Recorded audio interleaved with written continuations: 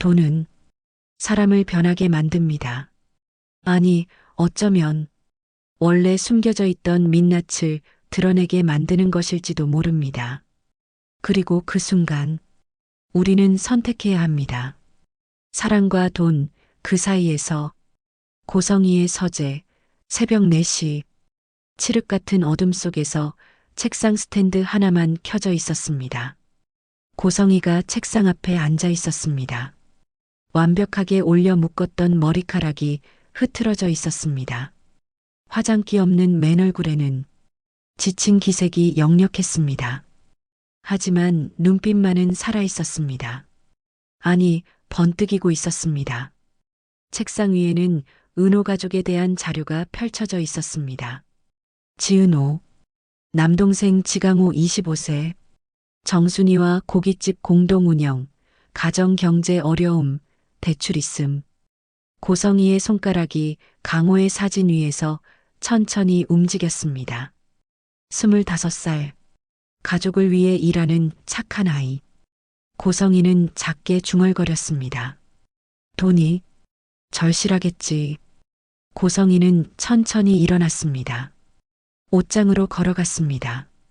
발소리 하나 내지 않으려는 듯 조심스럽게 옷장 깊숙한 곳, 액자 뒤에 숨겨진 금고, 비밀번호를 누르자 무거운 문이 열렸습니다. 안에는 돈다발이 빼곡히 쌓여 있었습니다. 고성이는 검은색 가방을 꺼냈습니다. 그리고 돈다발을 하나씩 천천히 정확하게 세어가며 담기 시작했습니다. 한 뭉치, 두 뭉치, 세 뭉치. 고성이의 손이 떨렸습니다. 하지만 멈추지 않았습니다. 우진아, 엄마가 널 꼭 살릴 거야. 고성이의 눈에서 눈물 한 방울이 떨어졌습니다. 돈다발 위로 10억? 가방이 묵직하게 채워졌습니다. 고성이는 가방을 들어 올렸습니다. 무거웠습니다. 하지만 이 무게가 아들의 생명이었습니다. 이걸로 안 되면 고성이는 다시 책상 앞에 앉았습니다. 노트북을 켰습니다. 인터넷 검색창에 뭔가를 쳤습니다. 친권 행사 범위, 생체 간이식 법정 요건, 고성이의 얼굴에 어두운 그림자가 드리웠습니다. 은호가 거부하면 다른 방법을 써야지. 오전 9시 고성이는 핸드폰을 들었습니다. 지강호. 심호흡을 한 번 하고 전화를 걸었습니다. 신호음. 한 번, 두 번, 세 번. 여보세요? 젊은 남자의 목소리. 조금 졸린 듯한. 고성이는 최대한 부드러운 목소리를 냈습니다. 지강호 씨죠? 저는 은호 씨와 관련된 일로 연락드렸어요. 전화 너머로 숨소리가 달라졌습니다. 긴장한 듯한. 누구시죠? 전화로는 설명하기 어렵고 은호 씨한테 정말 중요한 일이에요. 잠깐 만나서 얘기할 수 있을까요? 무슨 일인데요? 강호의 목소리에 경계심이 묻어났습니다. 고성이는 침착하게 대답했습니다. 만나서 얘기해요. 오늘 오전 10시 30분에 시간 되나요? 고깃집 근처 한강공원에서요. 오전이요? 저 가게 준비해야 하는데 30분만 시간 내주세요. 정말 중요한 일이에요. 은호 씨를 위한 일이고요. 잠시 침묵. 강호는 고민하는 듯 했습니다. 알겠습니다. 10시 30분이요. 네. 한강공원 벤치에서 만나요. 감사합니다. 전화가 끊겼습니다. 고성이는 핸드폰을 내려놓고 떨리는 손을 보았습니다. 시작이야. 이제 돌이킬 수 없어. 영나의 아틀리에 오전 10시. 영나가 타블렛 앞에 앉아 있었습니다. 하지만 집중이 되지 않았습니다. 펜을 들었다 놓았다를 반복했습니다. 시선은 자꾸만 책상 옆에 놓인 핸드폰으로 향했습니다. 핸드폰 화면에는 위치 추적 앱이 켜져 있었습니다. 현재 위치 서울 강남구. 빨간 점 하나. 고성이를 나타내는 점. 영란은 그 점을 보며 한숨을 쉬었습니다. 엄마, 오늘은 사무실에만 계시네. 소파에 앉아있던 지환이 물었습니다. 영나야, 점심 먹으러 갈까? 응, 좋아. 지환 오빠. 영나가 일어나려는 순간 핸드폰에서 알림음이 울렸습니다. 추적 대상이 이동 중입니다. 영나의 심장이 쿵 뛰었습니다. 재빨리 핸드폰을 집어들었습니다. 빨간 점이 움직이고 있었습니다. 지환이 다가왔습니다. 왜? 엄마가 움직이시네. 두 사람은 화면을 같이 봤습니다. 빨간 점이 서울을 벗어나 경기도 방향으로. 또 양평이야. 영나의 목소리에 긴장이 묻어났습니다. 지환과 영나의 눈이 마주쳤습니다. 따라갈까? 지환이 물었습니다. 영나는 고개를 끄덕였습니다. 응. 그런데 혹시 또 병원 갈 수도 있으니까. 지환은 이미 가방에서 의사가운 두 벌을 꺼내고 있었습니다. 준비했어. 영란은 지환을 보며 작게 미소 지었습니다. 고마워, 지환 오빠. 가자. 오전 10시 30분. 한강공원 벤치. 강우가 먼저 도착해 앉아 있었습니다. 손에는 땀이 배어 있었습니다. 계속해서 바지에 손을 문질렀습니다. 대체 무슨 일이지? 누나랑 관련된 일이라는데. 주변을 두리번거렸습니다. 그때 한 여자가 걸어왔습니다. 검은색 선글라스, 명품 핸드백, 완벽하게 차려입은 옷. 그 여자는 주변을 살피며 조심스럽게 다가왔습니다. 강우 앞에 섰습니다. 지강호 씨? 목소리가 떨리고 있었습니다. 네. 강우가 일어났습니다. 여자는 선글라스를 벗었습니다. 앉으세요. 고성이가 먼저 벤치에 앉았습니다. 강우도 조심스럽게 앉았습니다. 조금 거리를 두고 고성이는 무릎 위에 가방을 올려놓았습니다. 잠시 침묵이 흘렀습니다. 고성이가 먼저 입을 열었습니다. 저는 은호 친엄마예요. 강우의 눈이 커졌습니다. 엄마요? 누나가 최근에 친엄마를 만났다는 이야기를 들었습니다. 그런데, 네, 최근에 은호를 찾았어요. 강우는 고성이를 조심스럽게 봤습니다. 무슨 일로 저를? 강우 씨, 저는 은호한테 부탁할 게 있어요. 무슨 부탁이죠? 은호 오빠, 그러니까 은호 쌍둥이 오빠가. 고성이의 목소리가 떨렸습니다. 지금 죽어가고 있어요. 강경화 말기예요. 강호는 침을 삼켰습니다. 간이식이 필요한데 은호만 간이 맞아요.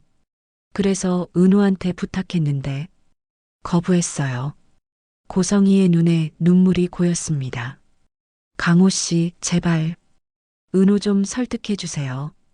강호는 말없이 고성이를 봤습니다. 고성이는 가방에 손을 올렸습니다. 천천히 지퍼를 열었습니다. 지지지직, 그 소리가 유난히 크게 들렸습니다. 가방이 열렸습니다. 그 안에 돈다발, 빼곡하게 쌓인 돈다발. 강호의 숨이 멎었습니다. 이게 목소리가 나오지 않았습니다. 10억입니다. 고성이의 목소리가 조용히 들렸습니다. 현금으로 준비했어요. 강호는 그 돈을 보며 할 말을 잃었습니다. 10억? 평생 벌어도 모을 수 없는 돈. 엄마가 새벽부터 밤까지 일해도 갚을 수 없는 빚. 가게를 확장하고 편하게 살 수 있는 돈. 은호 설득만 해주세요. 고성이가 강호의 눈을 똑바로 봤습니다. 어떻게든 간이식 받게 해주세요. 그럼 이 돈 다 드릴게요. 강호의 머릿속이 복잡해졌습니다. 10억? 10억이면 엄마의 얼굴이 떠올랐습니다. 밤 12시까지 일하느라 허리 아프다고 하면서도 웃는 엄마. 엄마를 편하게 해드릴 수 있어. 그리고 누나의 얼굴도 떠올랐습니다. 회사 끝나고 와서 가게 도와주는 누나. 월급 받으면 엄마 용돈 먼저 드리는 누나. 항상 웃는 누나. 강호는 손을 떨었습니다. 저는 강호 씨. 고성이가 강호의 말을 끊었습니다. 목소리에 절박함이 묻어났습니다. 이건 나쁜 일이 아니에요. 그냥 오빠 살리는 거예요. 은호도 위험하지 않아요.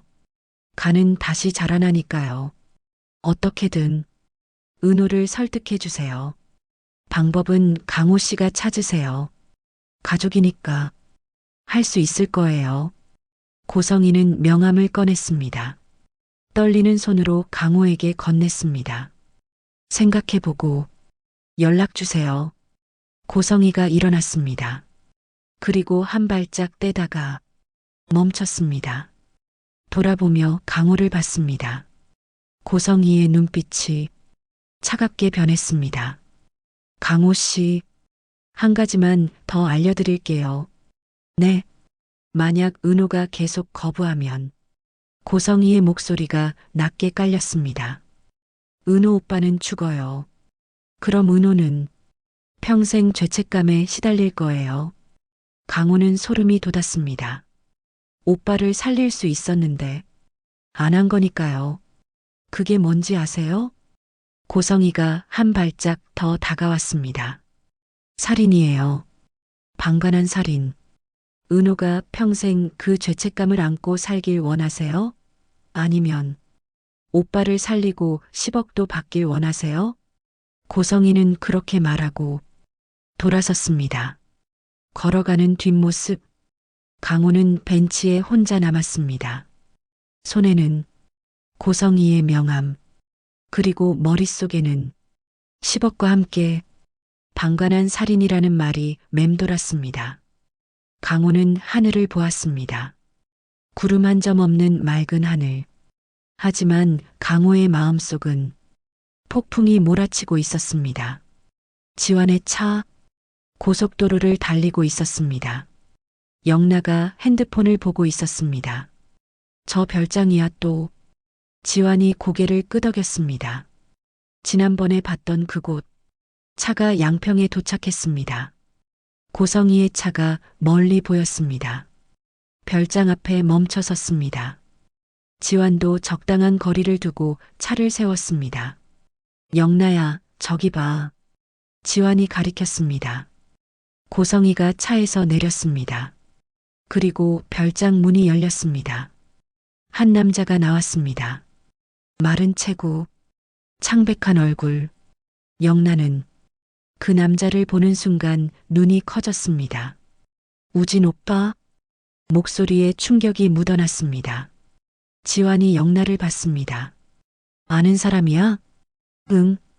근데 영나는 믿을 수가 없었습니다. 미국에 있는 거 아니었어? 남자는 우진이 맞았습니다. 하지만 영나가 알던 우진이 아니었습니다. 예전에 집에 왔을 때는 건강해 보였습니다. 밥도 잘 먹고 걸음걸이도 멀쩡했습니다. 하지만 지금은 걷기도 힘들어 보였습니다. 비틀거렸습니다. 고성이가 재빨리 우진을 부축했습니다. 오빠가 왜 저렇게. 영나의 목소리가 떨렸습니다. 많이 아파 보이네. 지완이 말했습니다. 영나는 차 안에서 그 모습을 보며 손으로 입을 막았습니다. 오빠, 언제 저렇게 된 거야? 미국 유학 간 거 아니었어? 아팠던 거야? 그래서 여기 있었던 거야? 두 사람이 차에 탔습니다. 차가 출발했습니다. 따라가자. 지완이 시동을 걸었습니다. 영나는 계속 앞차만 바라보며 생각에 잠겼습니다. 엄마가 거짓말을 한 거야. 오빠는 미국에 없었어. 여기 있었어.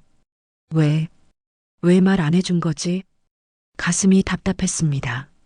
40분 후 차는 서울 시내로 들어왔습니다.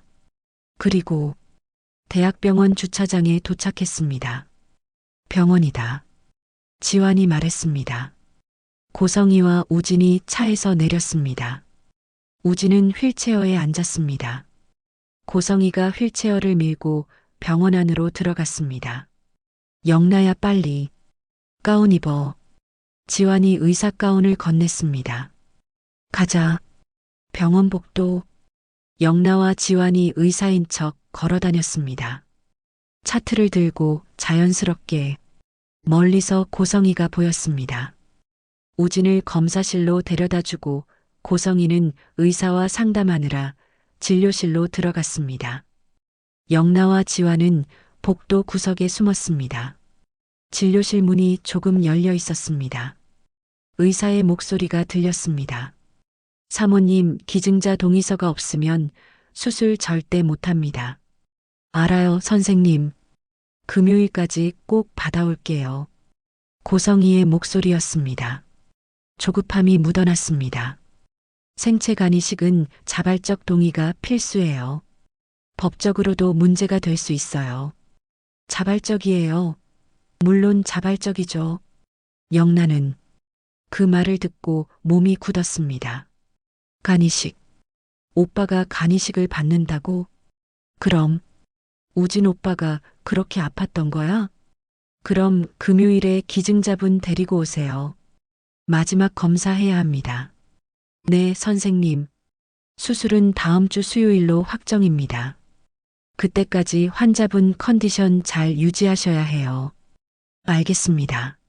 진료실 문이 열렸습니다. 영나와 지환은 재빨리 차트 보는 척 했습니다. 고성이가 나와 우진에게 갔습니다.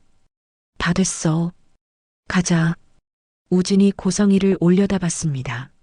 엄마, 기증자분 금요일에 오신다고요? 마지막 검사 받으러 올 거야. 누구예요? 제발, 이름이라도 알려주세요. 우진의 목소리에 간절함이 묻어났습니다. 영란은 그 목소리를 들으며 가슴이 아팠습니다. 오빠, 저렇게 간절해 하는데 수술 후에 직접 만나게 해줄게. 고성이가 짧게 대답했습니다. 넌 건강해지는 것만 생각해. 감기라도 걸리면 수술 못해. 네. 우진의 목소리가 작아졌습니다. 고성이가 휠체어를 밀고 멀어졌습니다. 영란은 그 뒷모습을 보며 주먹을 꽉 쥐었습니다. 엄마는 오빠한테도 저렇게 차갑게 대하는구나. 영나가 지환을 봤습니다. 오빠가 간이식을 받는데, 근데 기증자가 누구지? 금요일에 온다고 했는데. 영나의 목소리가 떨렸습니다. 금요일에 다시 와보자. 지환이 말했습니다. 그때 확인해 보자. 대체 무슨 일인지. 영란은 고개를 끄덕였습니다. 밤, 별장, 우진의 방. 우진이 침대에 누워 천장을 보고 있었습니다. 창밖으로 달빛이 들어왔습니다. 기증자가 대체 누구지? 엄마가 왜 알려주지 않는 거지? 우진은 생각에 잠겼습니다. 엄마가 최근에 바빠지셨어. 뭔가 준비하시는 것 같았어. 그리고 갑자기 수술이 가능해졌어. 우진은 핸드폰을 들었습니다. 고성이에게 전화를 걸었습니다. 신호음이 울렸습니다. 왜? 고성이의 목소리가 차갑게 들렸습니다. 엄마, 궁금한 게 있어요. 뭔데? 빨리 말해. 기증자분, 정말 자발적으로 하시는 거 맞죠? 전화 너머로 침묵이 흘렀습니다. 긴 침묵. 당연하지. 혹시 돈 주고 산 거 아니죠? 불법 아니죠? 김우진. 고성이의 목소리가 높아졌습니다. 무슨 소리야? 내가 지금 엄마를 범죄자로 보는 거야? 아니에요. 그냥 수술 후에 알려준다고 했잖아. 고성이가 소리쳤습니다. 쓸데없는 걸 왜 이렇게 물어? 내 건강이나 챙겨. 네. 고성이가 전화를 끊었습니다. 우진은 핸드폰을 내려놓고 천장을 보았습니다. 엄마, 왜 그렇게 화를 내시지? 뭔가 숨기시는 것 같은데 불안이 커졌습니다. 밤 9시 은호의 집, 강호가 자기 방에 누워 있었습니다. 침대 옆 책상 위에는 고성이의 명함이 놓여 있었습니다. 강호는 그 명함을 보며 잠을 이룰 수가 없었습니다. 10억? 눈을 감으면 돈다발이 보였습니다. 빼곡히 쌓인 5만 원권 지폐들. 10억이면 강호는 일어나 앉았습니다. 창밖을 보았습니다. 어둠 속에서 가로등 불빛만 희미하게 보였습니다. 엄마가 얼마나 힘드신데. 강호의 머릿속에 엄마의 모습이 떠올랐습니다. 새벽 4시 알람 소리에 일어나는 엄마. 졸린 눈 비비며 부엌으로 가는 엄마. 강호야, 은호야, 일어나서 밥 먹어. 항상 웃는 엄마. 하지만 밤에 혼자 방에서 허리를 주무르는 엄마. 진통제를 먹는 엄마. 괜찮아. 괜찮아. 혼자 중얼거리는 엄마. 강호의 눈에서 눈물이 흘렀습니다. 엄마를 편하게 해드리고 싶어. 더 이상 아프지 않게. 더 이상 힘들지 않게. 10억이면 가능해. 하지만 강호는 고개를 저었습니다. 누나의 얼굴이 떠올랐습니다. 퇴근하고 와서도 가게 일 도와주는 누나. 강호야, 넌 쉬어. 내가 할게. 항상 동생 먼저 챙기는 누나. 월급 받으면 엄마 용돈 먼저 드리는 누나. 엄마, 이거 받으세요. 제가 번 거예요. 누나는 우리 가족이야. 누나를 배신할 수 있을까? 하지만 그때 고성희의 말이 떠올랐습니다. 방관한 살인이에요. 강호는 머리를 쥐어뜯었습니다. 아, 어떻게 해? 어떻게 해야 해? 밖에서 은호와 정순이의 목소리가 들렸습니다. 엄마, 저 먼저 들어갈게요. 그래, 푹 쉬어. 은호의 방문 닫히는 소리. 강호는 더 이상 견딜 수 없었습니다. 방문을 열고 나갔습니다. 거실. 정순이가 설거지를 하고 있었습니다. 엄마. 강호의 목소리가 떨렸습니다.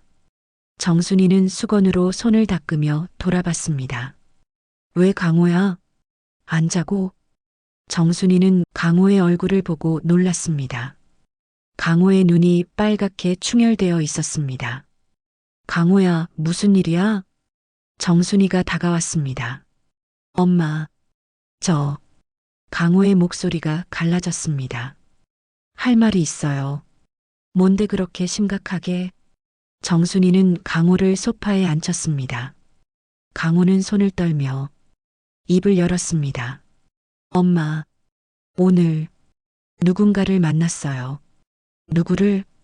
누나 친엄마요. 정순이의 얼굴이 굳었습니다. 거실 소파. 정순이와 강호가 마주 앉았습니다. 정순이의 손이 떨리고 있었습니다. 그 여자가 너를 만났다고? 목소리에 분노가 묻어났습니다. 네. 전화가 와서. 그래서 뭐라고 했는데? 누나를 설득해달라고 했어요. 설득? 누나한테 간이식 해달라고. 어떻게든 설득하면. 강호는 침을 삼켰습니다. 목이 말랐습니다. 10억을 준다고 했어요. 정순이는 숨이 멎었습니다. 시계 초침 소리만 똑딱똑딱 들렸습니다. 뭐라고? 10억? 현금으로요. 정순이의 얼굴이 창백해졌다가 붉어졌습니다. 분노로. 감히. 정순이는 벌떡 일어났습니다.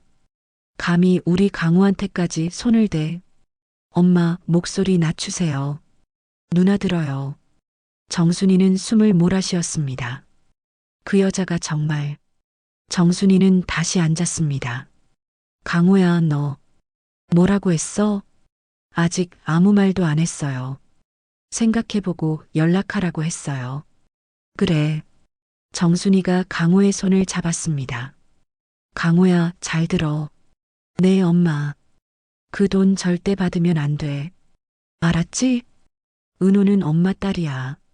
그 여자가 버린 딸이고. 정순이의 눈에 눈물이 고였습니다. 은호가 얼마나 사랑스러운 아이인데 그 여자가 버렸어. 5살 때 아무것도 모르는 나이에. 엄마, 그런 은호한테 또 상처 주면 엄마는 견딜 수가 없어. 정순이가 강호를 안았습니다. 우리 강호, 그거 알지? 네, 알아요. 강호는 고개를 끄덕였습니다.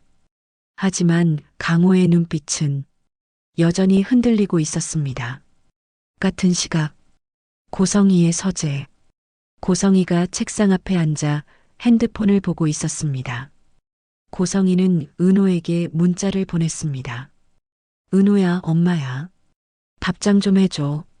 제발. 하지만 답장은 오지 않았습니다. 고성이는 또 문자를 보냈습니다. 은호야, 오빠가 죽어가고 있어. 내가 유일한 희망이야. 역시 답장 없음. 고성이의 손이 떨렸습니다. 은호, 내가 안 하면. 고성이는 전화를 걸었습니다. 신호음이 울렸습니다. 1번, 2번, 3번. 받지 않았습니다. 고성이는 다시 걸었습니다. 이번에도 받지 않았습니다. 고성이는 음성 메시지를 남겼습니다. 은호야, 엄마야, 제발 전화 좀 받아줘. 오빠가 정말 시간이 없어. 고성이의 목소리가 떨렸습니다. 은호야, 내가 안 하면 오빠는 죽어. 그럼 넌 평생 후회할 거야. 고성이는 잠시 멈췄습니다. 그리고 목소리가 차갑게 변했습니다. 은호야, 네가 살릴 수 있었는데 안 한 거야. 그게 뭔지 알아? 살인이야. 방관한 살인. 내 오빠가 죽으면 넌 살인자가 되는 거야. 평생 그 죄책감을 안고 살아야 해. 고성이는 전화를 끊었습니다. 그리고 다시 문자를 보냈습니다. 금요일 오후 2시. 서울명 성병원 12층. 마지막 검사야. 내가 안 오면 오빠는 죽어. 그리고 넌 평생 죄책감에 시달릴 거야. 생각 잘해. 내 선택이 오빠를 살릴 수도 있고 죽일 수도 있어. 고성이는 핸드폰을 내려놓았습니다. 그리고 와인잔을 들었습니다. 한 모금 마셨습니다. 은호야, 너한테 선택권을 주는 거야. 고성이의 눈빛이 어둡게 빛났습니다. 내가 거부하면 내가 다른 방법을 쓸 수밖에 없어. 고성이는 서랍을 열었습니다. 안에는 법률 서류들이 있었습니다. 친권 행사 범위, 생체 기증 법정 요건. 고성이의 손이 그 서류들을 쓰다듬었습니다.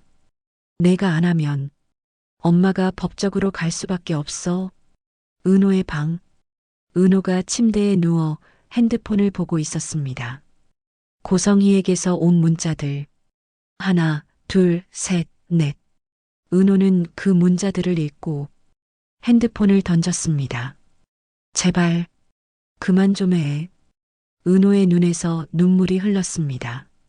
방관한 살인, 살인자, 평생 죄책감. 그 단어들이 은호의 머릿속을 맴돌았습니다. 아니야. 내 잘못이 아니야. 하지만 가슴 한쪽이 무거워졌습니다.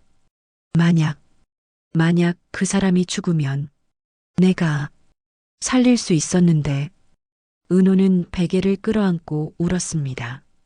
돈은 사람의 마음을 흔듭니다. 협박은 사람을 무너뜨립니다. 강호는 선택의 기로에 섰습니다. 가족과 돈 사이에서 은호는 압박에 시달립니다. 내가 안 하면 살인자가 되는 걸까? 그리고 다음의 운명의 날, 은호와 우진이 마주합니다. 절친이자 쌍둥이 남매. 30년 만에 진실이 드러나는 순간, 강호는 어떤 선택을 할까요? 은호는 고성희의 협박에 굴복할까요? 그리고 은호와 우진이 서로의 정체를 알게 되는 순간 어떤 일이 벌어질까요? 궁금하시다면 지금 바로 구독과 좋아요, 알림 설정 부탁드립니다. 그리고 댓글로 여러분의 생각을 들려주세요.